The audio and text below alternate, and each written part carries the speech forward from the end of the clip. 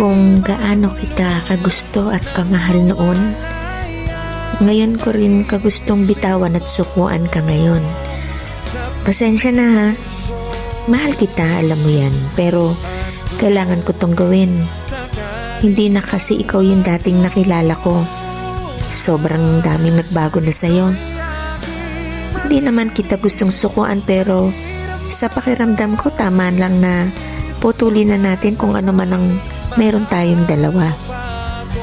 Sobrang pagod na din ako.